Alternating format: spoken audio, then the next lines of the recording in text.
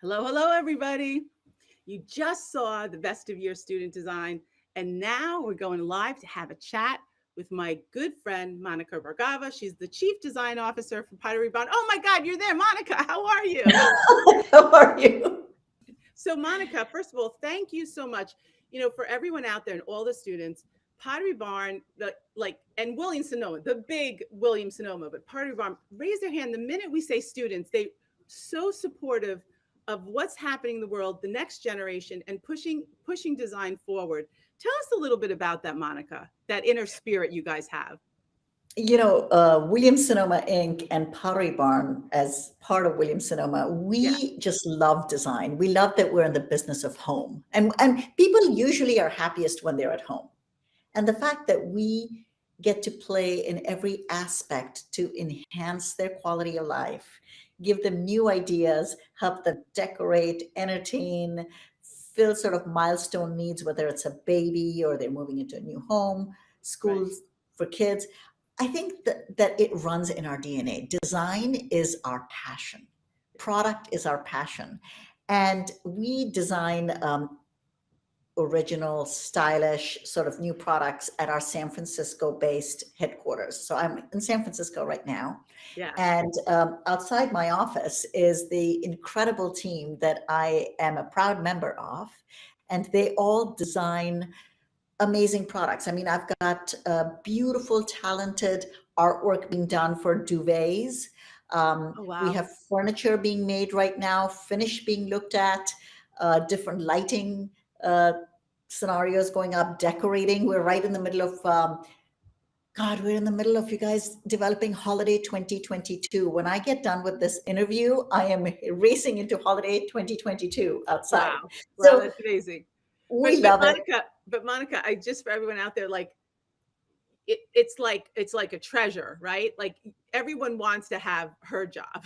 Like, I mean, talk about it's design 24/7, but also just being out in the world and seeing what the world needs and wants and how you can like fulfill that and answer to the issues that are happening in the world, which is why I love your commitment to the young designers.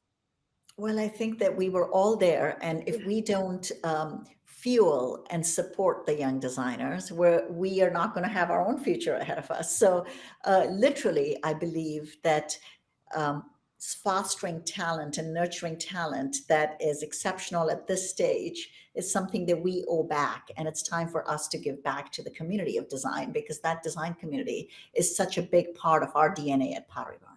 Absolutely. Absolutely. And it's nice to see, for interior design, like when we're looking at the students, looking at all the different awards, we are always trying to uh, look at the whole in our view. Our finder is different than your finder because Yes. you're also looking for design, but you're also looking for things that you may want to make, like somehow it has to be tied into things you're making. Yes, it has Mine to is be. being tied into things I'm reporting on. Yes. Ours is tied into definitely commercial viability that is accepted by our customers, that our customers want and love. We're solving everyday Yeah. needs. And that's extremely important. But I want to go back to what you said about students and young talent. And something that a lot of people don't know is that most of my top leaders today, the top design leaders in my org, all started as either interns or and most of them have been part of my journey for the past 21 years with this company. And we Wow. worked together for so long. And today they're vice presidents and directors and all of that. But they started out of school. I love that. It's such an important message. I have many, also on my team, many people who started when they were young too and are still with me, which I'm so appreciative about. But it's so true that every job you have is important. And that one job could be your future. You never know. So you always have to give it your all. And Yeah. that's so and talk about the women, how you all support women. I mean, all, at the top down, it's a women's company. It is, but we're very diverse. I'll have to be Yes, very yes, honest with you. Yes, our CEO, who I had the wonderful opportunity this last week to spend a couple of days, we were just out there observing the world, looking at decorations, driving around, looking at what people had done with their homes. So nice, you know, we are very tied into it. yeah, Um, we spoke about just diversity of talent, yeah, having different artists and designers work with us. And also the power of the globe working together, yes, which is really what we do when we travel overseas, and none of us have for a very long time. yes, And yeah, we miss that because every yeah, time I would go in, you'd have the opportunity to do that. So I think the diversity of women, diversity of talent, yes, all of that is something I think this organization, WSI, is so unique. I am so proud to be a member of this org. I mean, you guys, I really believe, and I say this all the time, I don't feel like I work for a company. I feel like this is mine, yeah. That's this beautiful. platform. And that's the way you should think about any job. And you guys are special. I can absolutely attest. They're super, super special.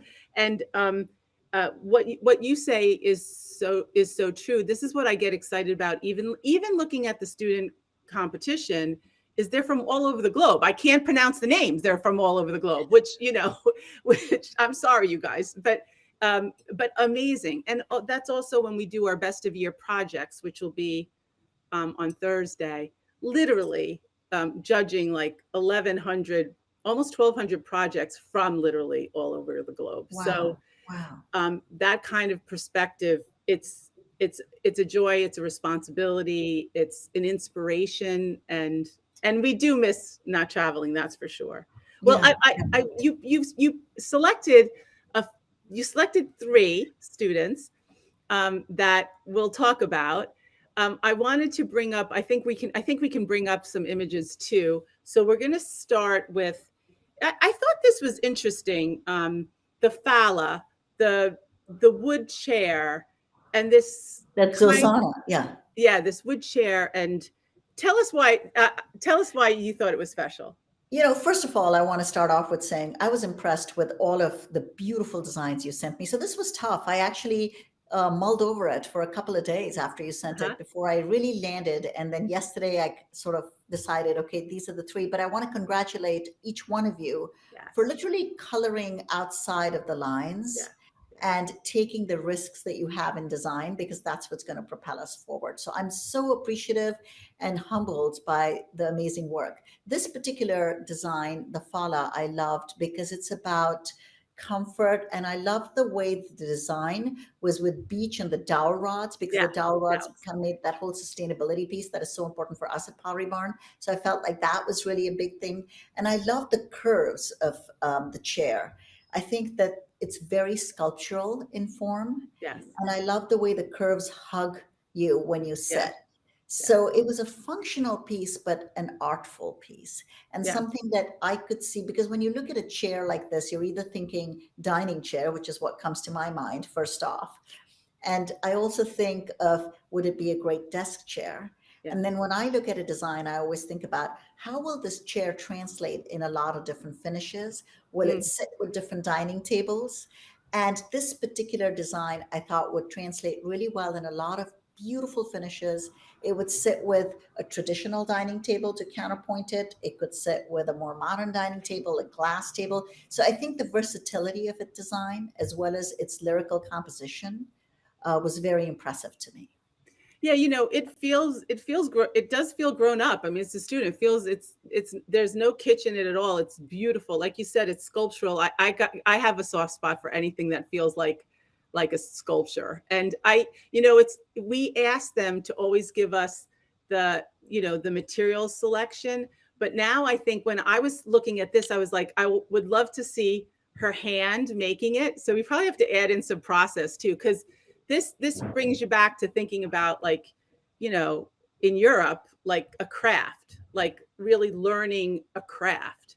And I do think that we need so much of that as we have while we're on our high tech systems. We want things that are super tactile and beautiful and sculptural.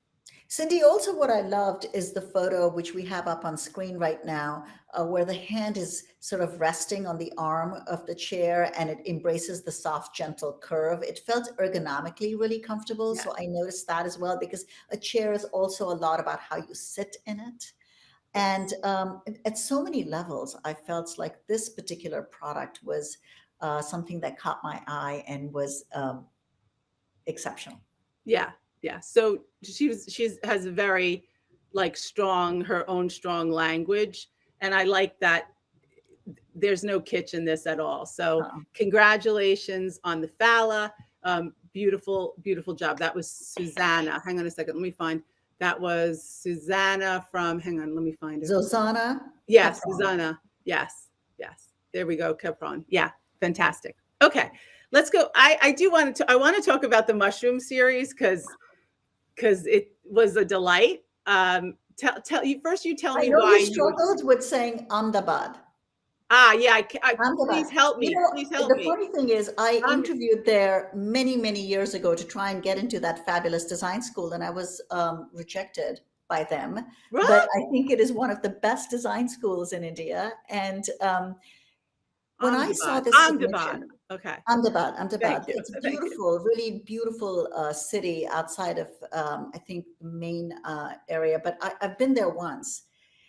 But the designs really inspired me because to be looking at mushrooms and all the different forms of mushrooms. And right now in San Francisco and in California, as we're walking around, you see them sprouting with the moisture. Yeah, So I see all these different ones on my walks and literally clusters of them. And I yeah, thought, how creative and innovative to be inspired by that.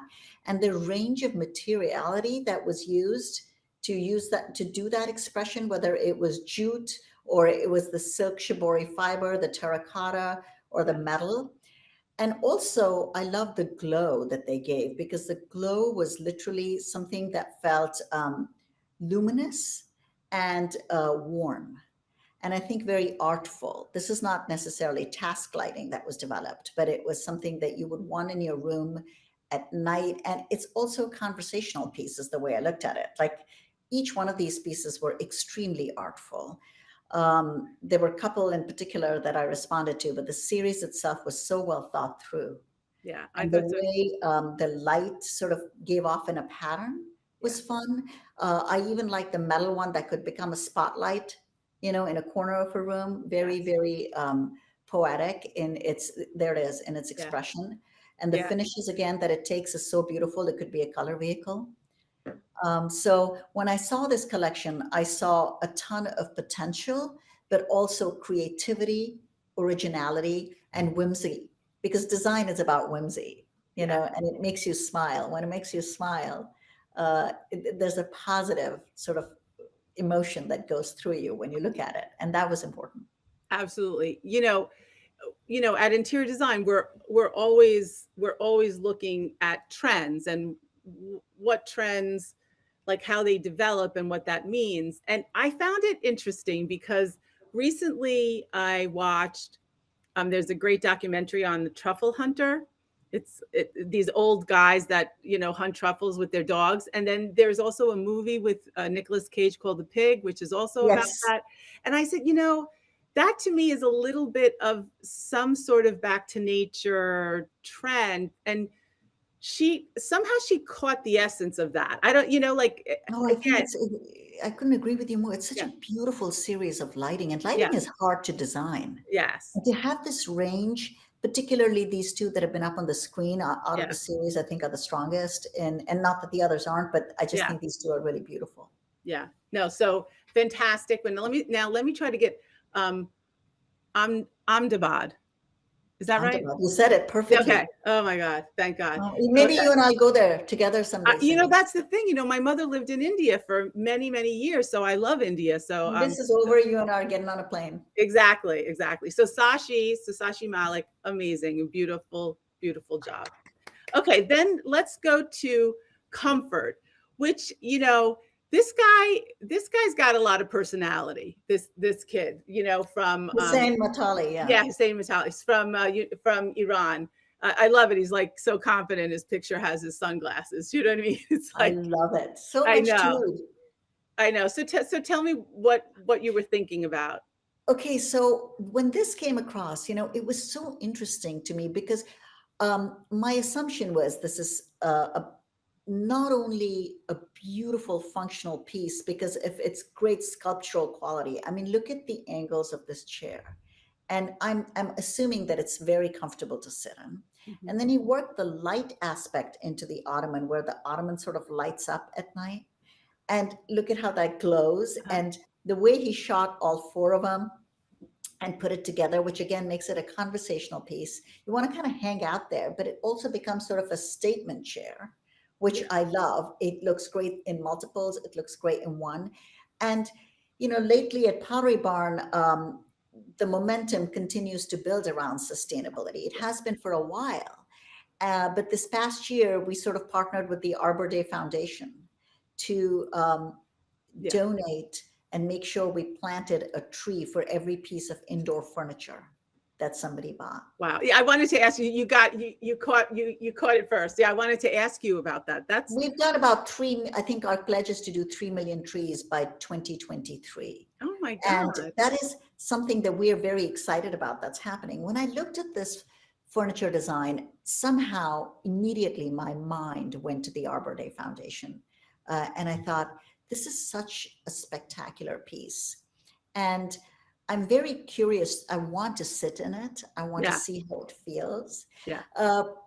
But the maturity and attitude to develop this piece as a student and think through the infusion of technology with the lighting in Yeah.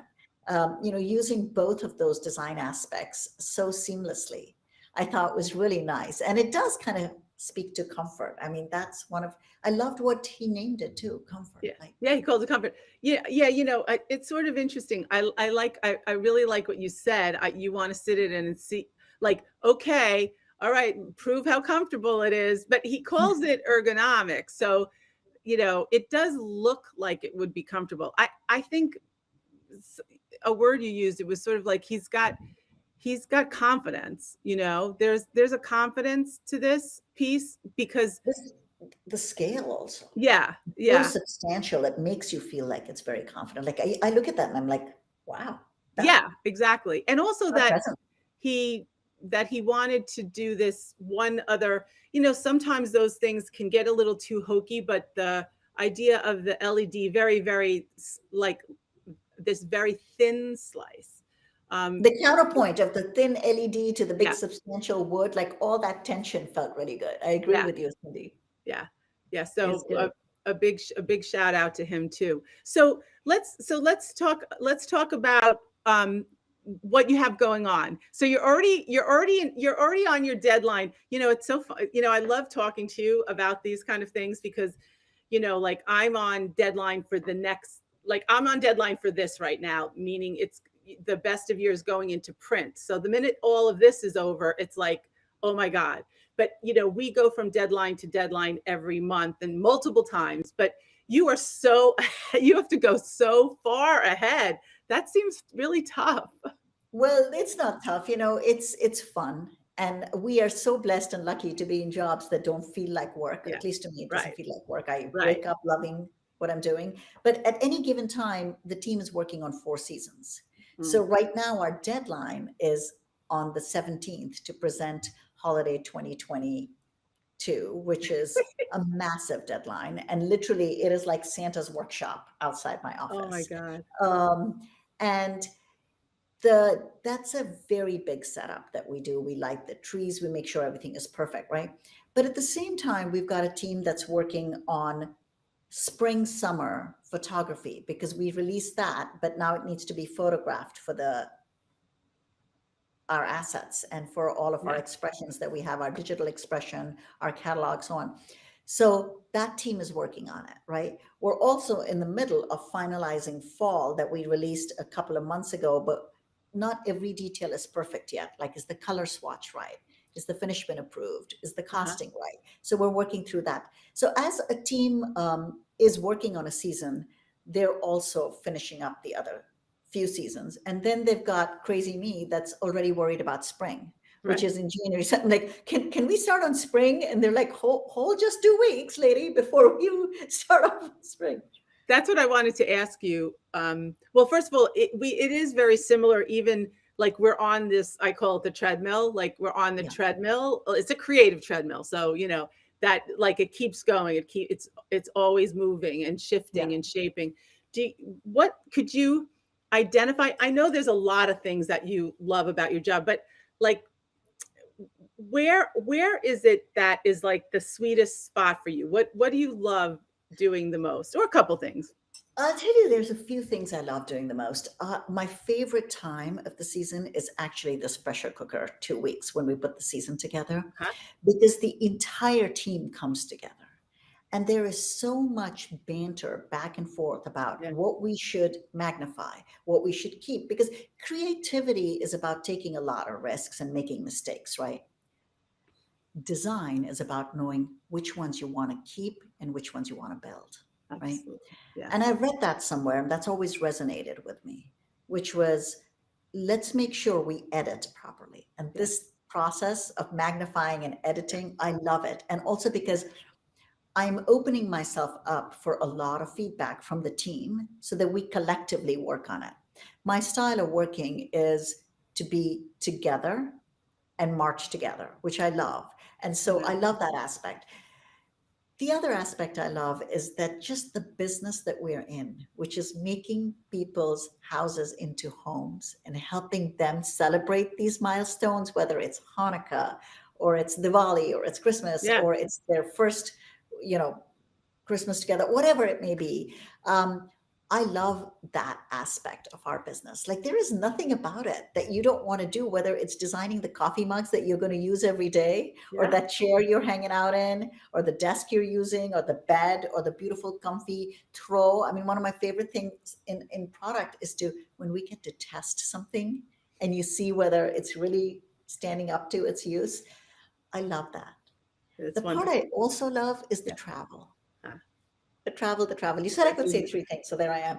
I There you love the go. travel, and I've been so sad about not being able to Yeah. travel Yeah. and not seeing all the craftspeople in the factories. Because when we go in, we have the ability to walk into the factories, work with the master craftsmen, and their eye and their ability and their understanding of the medium is so Yeah. significantly superior over ours that they actually propel us into doing things that are different. And I miss that Yeah. because in the past 2 years, I haven't had that. So I feel like they take us to a different level Yeah. when they are in their very humble and sweet way saying, would you like to try it this way? I had another idea. I tried it this way. And you're like, actually, your idea is better. Yeah. So let's Yeah. go with that.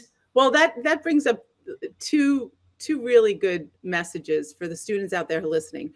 One is that in your career, like collaboration is everything, and being open and listening and seeing different viewpoints only makes your work so much better. The other thing is, having somebody like Monica look at the work, who's trying to think about how something could become commercially successful. Like you can make something beautiful. I mean, clearly all these kids can make something beautiful. But Yes. how does it get into production? How does it become something that can be in many people's homes? It's something that's a learning process and an engineering process, and it's a design process. But having that kind of early in your career, being very open to learning about the making of is, I think, critical for any kind of product designer. Yes, thank you. I completely agree. And understanding the quality and the pricing ratio is very important because everybody wants to get great quality product at its amazing value. And value isn't just about it being cheap. Value is whether it's going to last with you for a long time. Right. And that's where Pottery Barn really stands behind quality. That is one of the tenets that we're very proud of, along with sustainability, is our quality, which speaks to value. And I know that if you're getting a Pottery Barn dining table, it's going to stay with you for a very long time. And I want to make sure that we've engineered it properly, or it has the ability to be an extending table for your expanding family or for days that you're going to entertain with your friends. So there are all those sort of filters you put product through to make sure that whether you're going to release it into the world, have you thought through all of the filters? First of all, you're making me think that, wow, I wish we were on like some program where we could switch jobs, because I'm sure I would love what you do. I mean, Oh, I would love what you do. I know, you know what I mean? It would be so much fun. But just hearing about the the depth of the issues that you have to deal with when you're making something. I mean, it's literally, it's an education in and of itself. So we're so first of all, I feel very lucky to be around you guys in this way, and to play with you and learn from you, and also to have you support the industry. We're so appreciative. And students out there, uh, hello, the chief. Look at her. She's the chief creative at Pottery Barn, is like loving your stuff. Like that's kind of special, right? Well, you're very sweet. I think that we all started somewhere. And Yes, yes, I want to encourage all the talent in the world to do that. Do it with passion, do it with commitment. Designers do it because they love it. Most of yeah, us do. yeah, And work hard. And I know all those things have been said before, but seriously, they're true. Just put all you've got in it and be flexible, be willing to listen to feedback. yeah, Sometimes I remember myself, I reflect on myself when I was younger, um, that I would sort of cringe at some feedback. And yeah, today I actually solicit it yeah, because I know I can yeah. choose to keep what I want to, Right, but that right, feedback is going to make it better. That's why the collaboration is better. That's why exactly. the idea generation comes. Like work with your students, your professors, do that and build a better product. Yeah, exactly. I mean, it takes years of experience for sure, but it's not about losing your voice, because as a young person, you're trying to find your voice. It's just how to use the good advice. You have to be around people who are giving you good advice, and how to edit your work, and listen to good feedback and make it even better. So having somebody like Monica, oh my God. Oh, so Cindy, I think the Seriously. platform you're giving everyone is so amazing. And I absolutely loved all the designs that came through, Yeah. Well, and such brilliant, brilliant ideas, so many of them. look, we were proud. It's a hard year, and we were just delighted that we still were getting submissions from all over the world. I have to say that you guys were still out there, like, designing away. And so we're really, really proud of you as students and as future leaders in design. And keep on with your craft. And a big thank Keep on yeah, loving what you're yeah, doing. yeah. We ended with the big heart. So Monica, the Chief Design Officer at Pottery Barn, amazing. I can't wait to give you a real hug. I'll be in New York soon, so we Oh, will. good. So you got to tell me. So we're going Okay. to get it. Oh, for sure. Yeah, for sure. A big congrats to everybody. Best of year students. You Congratulations. kicked Yes. off this is an amazing week. I'm so happy to see you all. Congrats.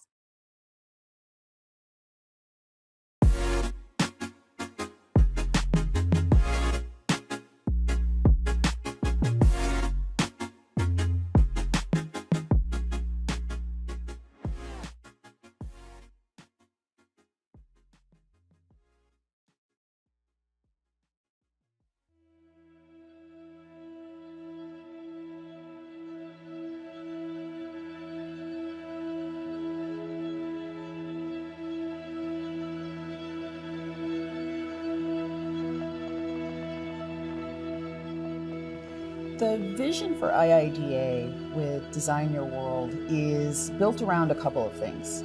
It's built around helping young folks understand what design is and understand that it is a viable career. I think for kids, so often they're told what to do. They're put in places that they don't have any control over. There's little things in design that I think they can have control over, and I think it's almost an aha moment for kids when they get to understand that they can change the environment that they're in and they can change those spaces.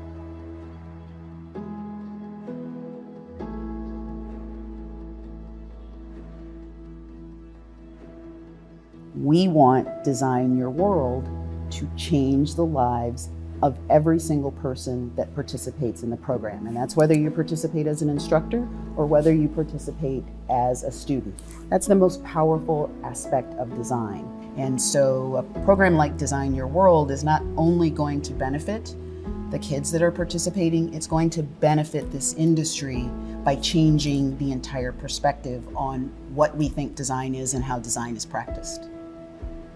There's so much great stuff in the world of art and design, and there's so many kids that would value it, and there's so many kids that could benefit from it. And we just have to do a better job of finding space in our life to share back and give back. We're here to inspire these kids, and I want to be able to show these kids that there's a path forward and that there's belonging for them in design. To open their eyes up and at minimum, just help to show them that spaces and environments can be changed through their own actions and that they have the power and control over that. But just to be able to show them that they belong and there's space for them, I think that's so important.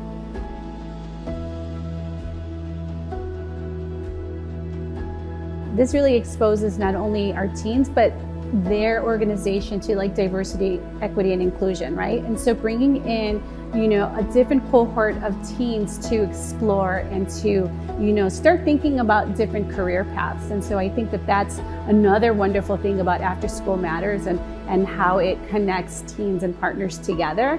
The instructors are experts in the field. So IADA is the perfect partner when they are experts in their field to come and teach our teens and give them those basics of interior design. My role with Design Your World, I was the very first instructor. So with that came creating a curriculum with my lovely team and being one-on-one with the students. So yeah, that was my role. First, I would ask them what they think the interior design is. They were just like, you pick out colors. Yes, we pick out colors, but there's a little bit more. You think about building codes. You think about the flow of the space. You also think about the experience, the environment, what draws you to it. So we had that kind of conversation. Someone pretty much designed every single thing that you're touching for a reason. Talking about collaboration and networking, even in the first week, I wanted to let them know that we had to just being able to collaborate and communicate your ideas and listen to someone beside you and just kind of like have that kind of back and forth. It was very important. And we also talked about how interior designers collaborate with all different types of fields, so architecture, construction. Like you have to have that kind of collaboration with general contractors, just kind of building that network of people.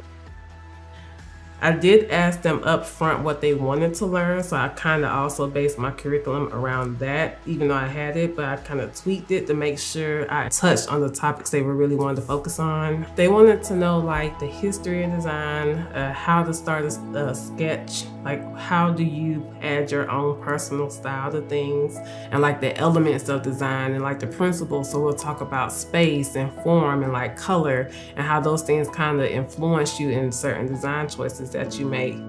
They wanted to know like career path, like colleges, how to choose a college. So we talked about schools and scholarships. That if you come curious, I want you to leave curious, but I want you to also question the decision that was made. What made them choose this color? Why do I like it? Why do people come here versus going to a place that they can go to?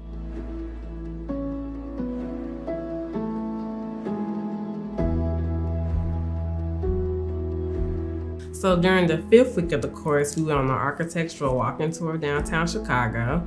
During that tour, we met at the IIDA headquarters. We walked downtown. The tour guide gave us like the history of Chicago, which was cool. I learned some things about the Chicago fire that I didn't know. The first skyscraper was here, so the students were asking questions about that. We looked at some of the architecture and we kind of tied it into how architecture influences interior design style. So the students asked about that, which was cool.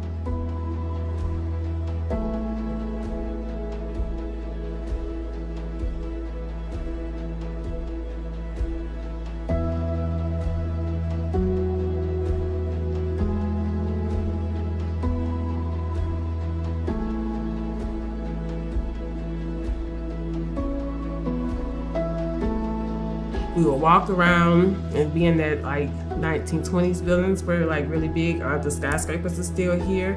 I would ask the students, what design style is this? And then kind of tie those together and pull like furniture pieces designed during that time period and have them sketch it. And we would talk about that and just have that kind of conversation of how iconic design can really be. So you could come up with something on your own now, and 20, 50 years later, it's still a thing. So just kind of showing them like what successful design could be, what unsuccessful design could be seen as. So I really feel like I probably gave them too much, but you know, why not? They're students, they're high school, they're young, they can remember.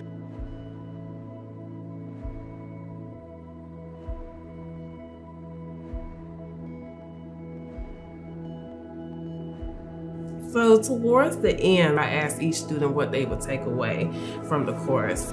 A lot of students surprised me that they didn't know like the hand lettering that architects used. A lot of them were taking away like the different design styles, the different color schemes, the fact that color schemes are a thing. But I wanted to make sure that they understood you don't necessarily have to go to school for interior design. There are a lot of design fields that you can definitely go under, but I wanted to express like you could do this if you have a keen eye for doing something more techy.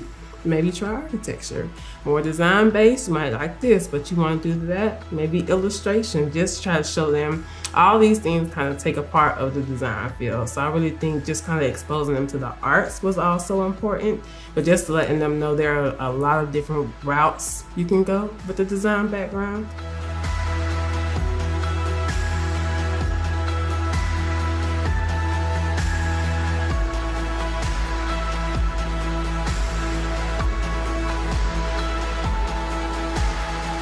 So a program like Design Your World is not only going to benefit the kids that are participating, it's going to benefit this industry by changing the entire perspective on what we think design is and how design is practiced.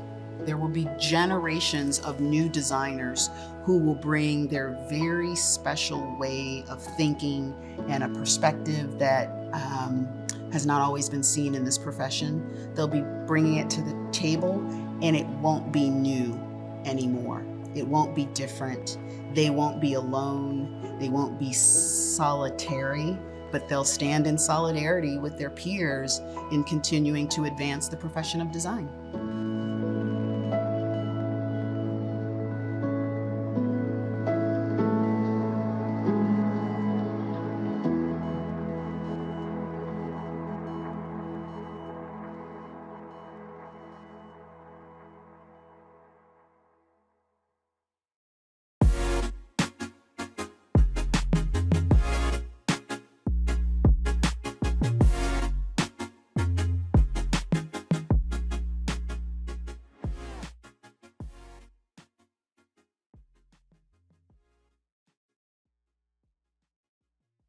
Hi, everyone. Welcome to DesignTV. I'm Avi Rajagopal, Editor-in-Chief of Metropolis. And I'm so thrilled to dive a little deeper into the video that you just saw with the Executive Vice President and CEO of IIDA, Cheryl Durst. Cheryl, it's such a pleasure to have you on with me today. Hi, Avi. Great to see you again. And I'm really grateful for this opportunity to talk about what is absolutely one of my favorite topics. Cheryl, let's dig in. Give us a little bit of backstory here. How did this program even come about? How did you decide to create Design Your World? So it has a bit of longitudinal history, Avi. This started, it's the result of a conversation that was had 10 years ago by IIDA. We convened a roundtable of leaders, both volunteers and manufacturers in our community, to talk about issues in our profession. And equity and diversity and representation kept coming up. Now, mind you, this was 10 years ago, right? We've all identified these issues, these challenges in the past. And in the course of the conversation, we started talking about how it was imperative that this industry and IIDA as an organization start talking to high school students and even younger than high school students, middle school students, about the viability viability and vitality of design as a career. And then it led us to talking about those who were underrepresented in our profession. And the idea came about that we needed to craft a program as a touchstone for students. This was 10 years ago. And so time and effort and capacity and a bit of patience, and you know how it goes with organizations, some other priorities occurred. And it took us about 7 years, because we started working on this 3 years ago. You need to work with a school board, a school district, to really launch an effective pipeline program, a pathways program. So there are layers of bureaucracy. And we were very fortunate that the city of Chicago, through the wife of the former mayor, Maggie Daley, started this program called After School Matters. And it was an introduction to trades, professions, careers, but design had not yet been represented. And so we had a bit of a perfect storm where the city was looking for a way to introduce design into curriculum. We were obviously looking for a conduit for design education, and through a lot of conversations, a lot of effort, and maybe a little bit of prayer, this program came to pass. On our end, we created Design Your World, and so this 6-week program really was an effort, a decades-long effort on behalf of IIDA. Of course, there's so much to love about the program in terms of how it brings these students and these really bright young minds into contact with the design professions. But I will say one detail that I really loved in the video that we all just saw is that you have such an expansive view of the interior design professions. There's a little bit there about how you can be interested in coding and be in the design professions. You can be interested in so many things, like in the arts or in management or in business, and still the interior design pathway is a pathway that might be open to you. Can you talk a little bit about how the students who took part in the program responded to it? What were some of your favorite stories? Were there moments that you were surprised by? Well, sure, Avi. There was this really enthusiastic embrace of design, right? Who doesn't love design, right? We've seen that throughout our careers, but it turns out these students were looking for ways to amplify things that they already loved. There were students in there who loved sales. There were students who were really interested in brand and marketing. There were students who were vastly interested in how they could help and support their own communities. And we were able to take that message that design can connect all of those dots. So whether STEM was your love, whether the arts were your love, whether storytelling was what you love, that design is that silver thread that runs through everything that these kids were interested in. And so what was so amazing and gratifying, it was to see these light bulbs go off when all of a sudden these students realized, oh, design can be the answer to solving, right? And just that solving. So these kids are thinking on a daily basis about what is going on in their communities. And for them to have the realization that design could be a problem solver and that they could be kind of agents of design, that one young lady said in the course of the class, she said, "I am powerful because of design." And that touched my heart. It touched my soul, because that was the message that we wanted to send, was that within design, there's such agency and such wherewithal. And very often, Avi, we see students, and not all of the students in this course came from compromised circumstances, but we often see students, young people, feeling utterly powerless. And for us to be able to give them access to this wonderful tool called design, and they saw that as a tool of power and a tool of wherewithal, was incredible. And so we heard story after story as the students were crafting and creating and talking about their experiences. Our instructor, Sierra C. Payton, was phenomenal, and she opened so many doors for these students. And so there was there was gratitude, and there was astonishment, and there were these amazing learning moments where the students could see that the power for change was literally at their fingertips. The other thing that I really loved in what we saw was the students get a real sort of intimate face-to-face with the business of design, you know, talking to the manufacturers in our industry, walking through the mart, you know, just really almost being at the heart of where design business happens. What were their reactions to that, Cheryl? So we took them, there were 2 field trips. And so the first field trip was to the merchandise mart. We introduced them to the manufacturers that were our partners. So OFS and Mannington and 3Form and Configura. And we visited the showrooms in the mart. But of course, Avi, you know that the merchandise mart itself is awe-inspiring, right? It's this 4 million square foot building behemoth in Chicago. And so many of these students had not been to the building. They had not, when they walked in, they weren't sure how they would be received or welcomed. That building can be intimidating on a good day, right? For any of us. And so imagine being, you know, 14 years old and walking into that building. And there was a bit of trepidation. It was interesting to observe. There was a bit of trepidation amongst some of the students. And because so many of them had not been accustomed to feeling welcomed, in a lot of places. Walking into some place like the merchandise mart, the first reaction was, I don't belong here. And we wanted to smash that myth. We wanted to dispel that feeling of not belonging, right? We're introducing them to an entire profession, and that building often is the embodiment of design.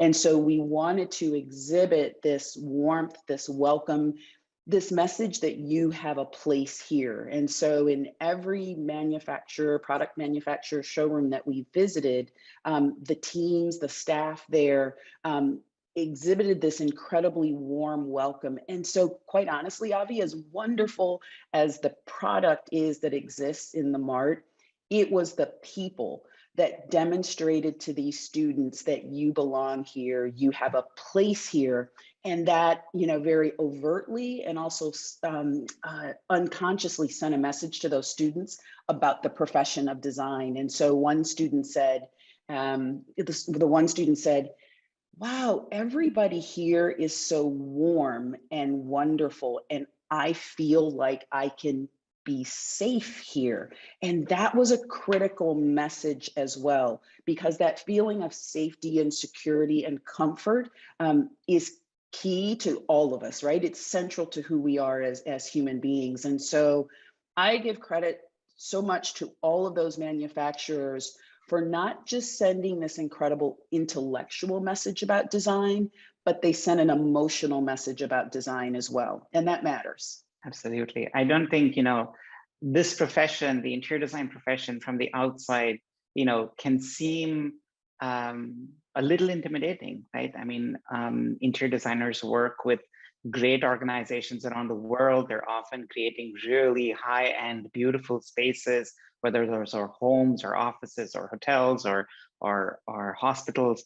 It can seem intimidating, and yet, you know, when you step into the profession, I think you realize that this is really, I mean, we're in a warm and welcoming profession, and precisely because those are the kind of spaces we want to create in the world. And so it's just wonderful here you talk about, you know, that really coming through to the students, because that's really important, just to drop that facade and step in.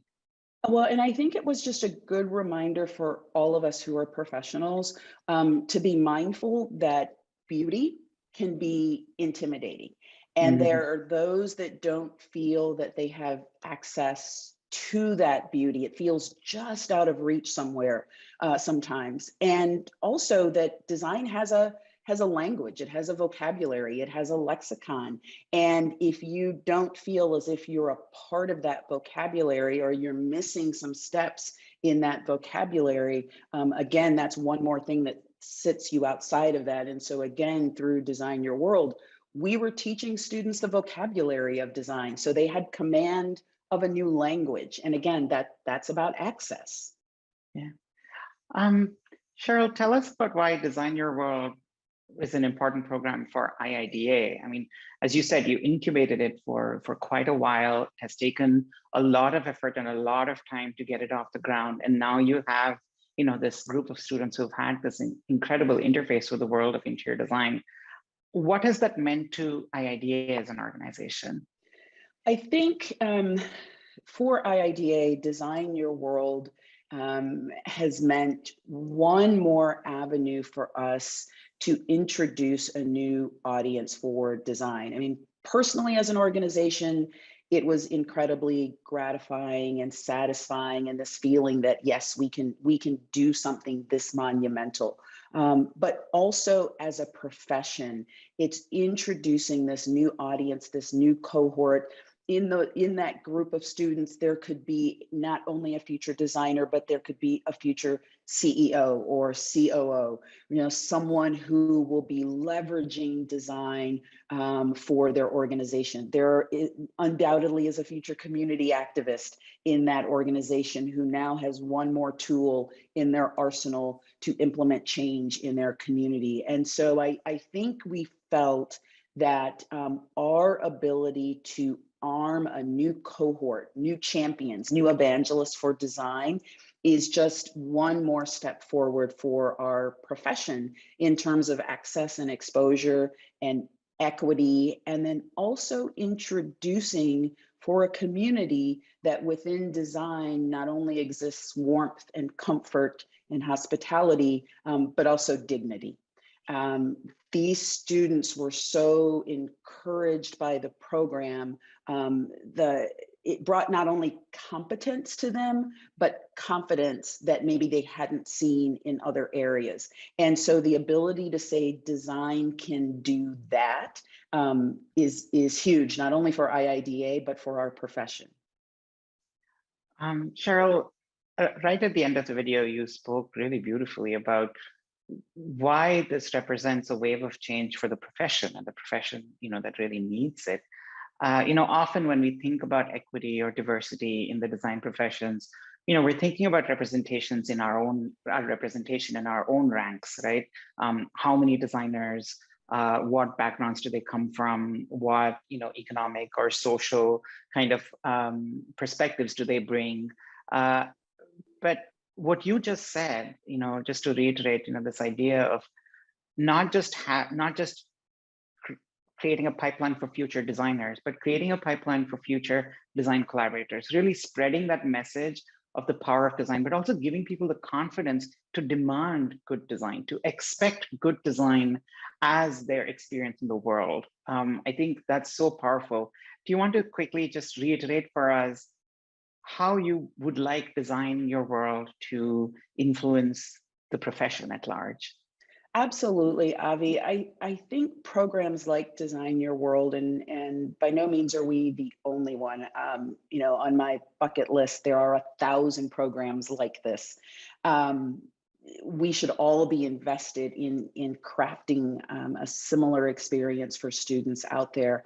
I think we all know, whether we're Black or brown or female or right, and this isn't just about race, gender, or ethnicity. We all know what it's like to be first or only or different. And for IIDA as an interior design organization, I certainly over the years have listened to my members talk about being the only interior designer in the room, or listening to them talk about design not having a seat at the table, or design being considered last. And I'm able to compare and contrast that to my experience as a Black woman. I have felt all of those things, feeling last, feeling as if I didn't have a seat at the table, feeling unseen, feeling unheard. We've all been there. And I think the goal is to reduce the number of us, whether it's interior designers or women or Black and brown folks, to reduce the numbers of people who feel so alone.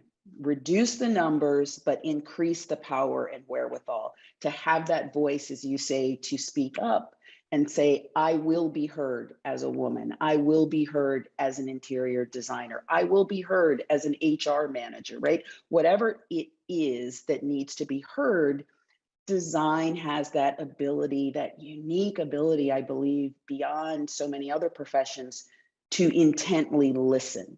That was one of the things that we talked about with the students, is that as important as it is to use your voice, it is just as important to listen, and design is a profession that excels at listening. And so I think the more that we as a profession can incorporate, involve, widen our perspective to listen broadly.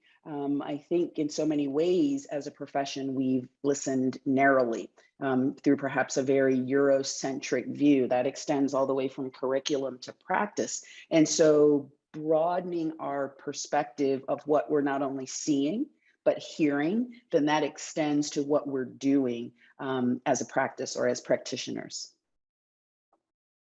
That's incredible. You know, we all need that broadening of our horizons. And, you know, unless we take that broad and inclusive view, we can't really have the impact in the world that we set out to do. So thank you so much for that, Cheryl. That was truly inspirational.